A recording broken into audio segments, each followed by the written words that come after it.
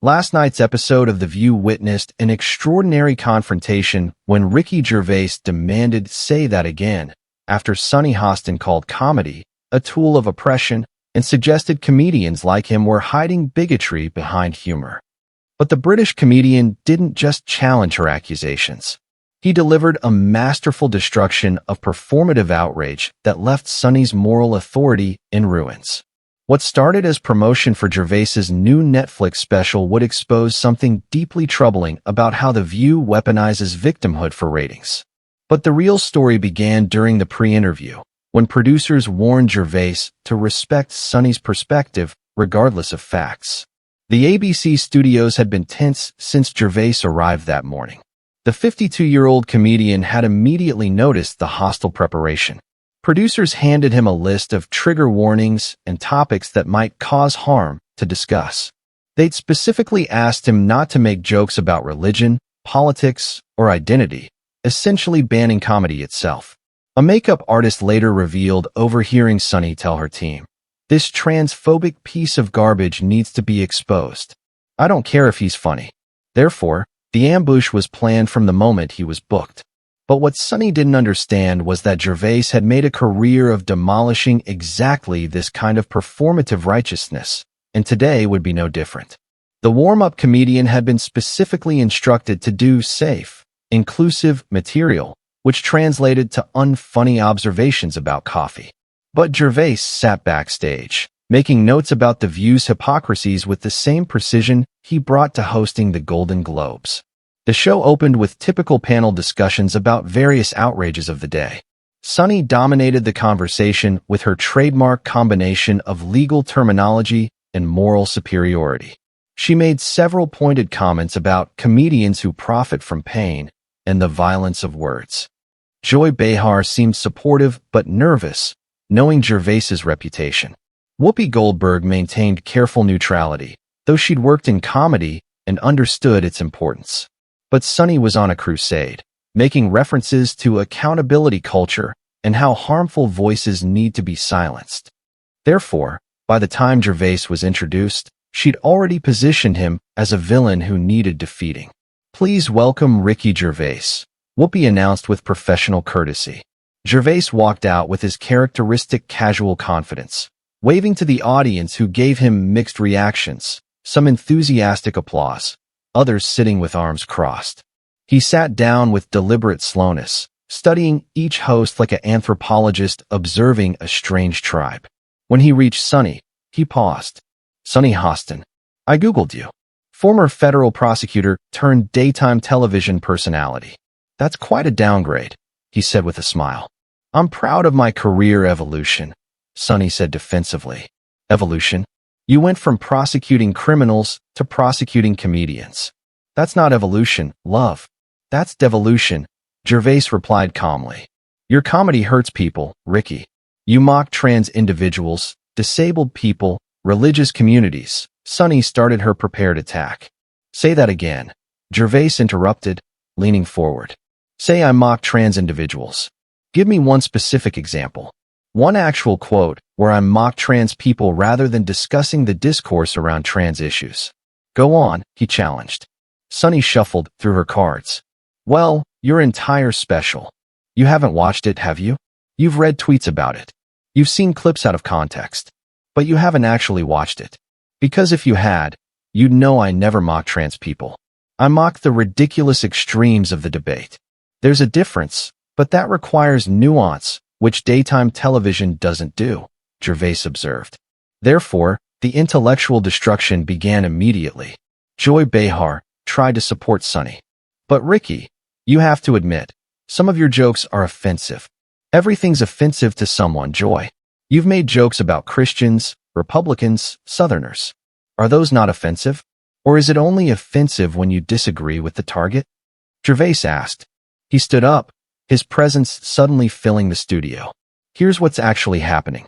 You," he pointed at Sunny, "have discovered that outrage equals ratings. That victimhood equals virtue. That claiming offense gives you power. So you've made a career of it. But you're not actually offended. You're opportunistic," he said. "How dare you?" Sunny started. "How dare I what? Point out your hypocrisy?" You had Harvey Weinstein on this show and threw him softball questions. You laughed at his jokes. But a comedian making jokes about Hollywood hypocrisy is where you draw the line. Gervais asked. The audience began murmuring. Several people were recording on their phones. But Gervais pulled out his own phone. Want to see something interesting?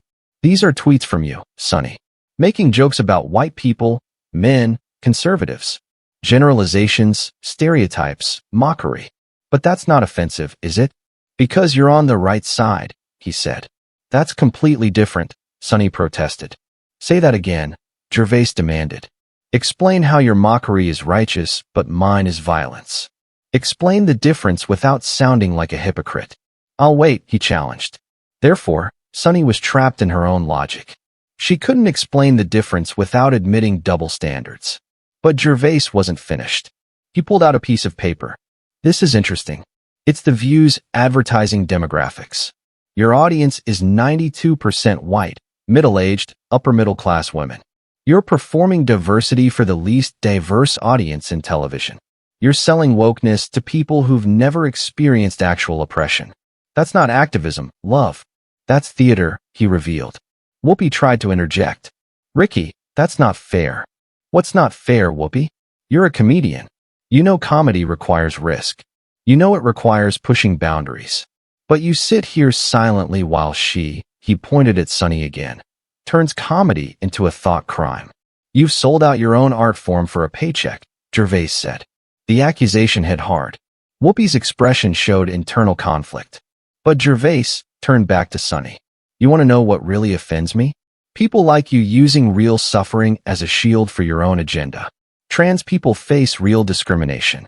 Disabled people face real challenges. And you use their struggles to score points on television. That's not allyship. That's exploitation, he said. I'm fighting for marginalized communities, Sunny claimed. No, you're speaking for communities that never asked you to represent them. You're a wealthy, straight, cisgender woman claiming to be the voice of the oppressed. The arrogance is breathtaking, Gervais replied. Therefore, he moved closer to her position. You know what comedians do? We point out absurdity. We highlight hypocrisy. We make people think by making them laugh. You know what you do? You make people afraid to think by threatening them with cancellation. Which one of us is really oppressing people, he asked. Your words cause harm, Sunny insisted. Your censorship causes more harm. When you silence comedians, you don't protect people. You infantilize them. You're saying they're too weak to hear jokes. That's not respect. That's condescension, Gervais observed. But then he revealed something personal.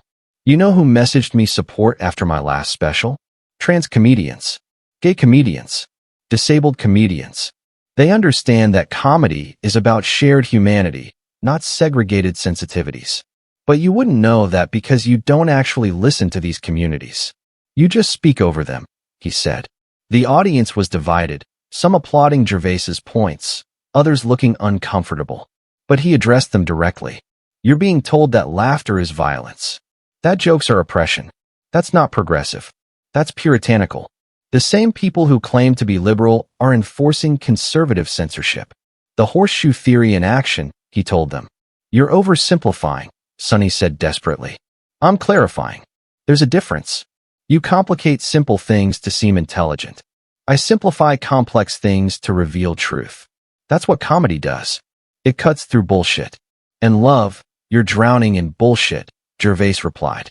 Therefore, he began walking toward the exit. I'm done with this show. But before I go, let me leave you with something to think about, he said. He turned back to face them. In 10 years, you'll all pretend you were on the side of free speech. You'll claim you always supported comedy. You'll rewrite history to make yourselves the heroes. But we have tape. We have evidence. You're the morality police you claim to oppose. You're the censors you say you fight. You're everything wrong with discourse, wrapped in a rainbow flag to seem progressive, he said. That's hate speech, Sunny called out. Say that again, Gervais demanded one last time. Call it hate speech. Prove my point completely. Show everyone that you think disagreement equals hate. That challenging ideas equals violence. Show them who the real authoritarian is, he challenged. But Sunny couldn't. She sat frozen, her prepared talking points useless against actual debate. Gervais laughed, but it wasn't cruel. It was pitying. You know what's sad? You're probably a decent person who's gotten lost in the performance. You've played this character so long, you've forgotten it's an act. That's not activism, Sunny. That's tragedy, he said. As he reached the exit, he turned back one final time. To everyone watching who's been told they can't laugh at certain things, who's been made to feel guilty for finding humor in life's absurdities, don't let them steal your joy. Don't let them police your thoughts. Comedy is resistance against authoritarianism, whether it comes from the right or the left. Keep laughing. It terrifies them, he said. He walked off to mixed reactions, some audience members standing and applauding, others booing, most just confused about what they'd witnessed. The show cut to commercial and chaos. Within minutes, #Gervais destroys hypocrisy was trending globally. The debate exploded across every platform. But this wasn't simple partisan division. Many progressives supported Gervais's defense of comedy. Many conservatives disagreed with his positions, but defended his right to express them. The conversation transcended typical political lines. Comedians worldwide rallied behind Gervais. Even those who disagreed with his material defended his right to perform it. Dave Chappelle, Bill Burr, and Sarah Silverman all released statements about comedy requiring freedom. The comedy community unified against censorship. But Sunny faced unexpected backlash. Many from the communities she claimed to protect criticized her for speaking over them. Trans comedians particularly rejected her assertion that Gervais's comedy harmed them. The very people she claimed to defend contradicted her narrative. The View attempted damage control the next day. Sunny tried to clarify her position, but it only made things worse. She seemed unable to understand that her role as protector was neither requested nor required. The paternalism was exposed. Gervais released a statement. I walked off The View not in anger, but in exhaustion. Exhausted by people who think humor needs permission. Exhausted by moral authorities who produce nothing but judgment. Comedy doesn't need defending because comedy is the defense against tyranny, against dogma, against anyone who thinks they can control what we find funny. I'll keep joking. They'll keep crying. And the world keeps spinning, he said. Therefore, the incident became a watershed moment in the culture wars. Not because Gervais won or lost, but because he exposed the fundamental contradiction of censorious progressivism. The very people claiming to fight oppression had become oppressors of expression. But that morning, all anyone saw was Ricky Gervais refusing to apologize for comedy itself. He'd walked off rather than submit to moral authorities who produced no morality, only judgment. He'd chosen laughter over approval, freedom over safety, honesty over comfort. At 52, he'd demonstrated that comedy's greatest power wasn't making people laugh, but making them think. And he'd done it by refusing to let anyone, regardless of their politics or platform, tell him what was acceptable to find funny. The court jester had reminded the court that without jesters, they were just boring, oppressive rulers pretending to be righteous.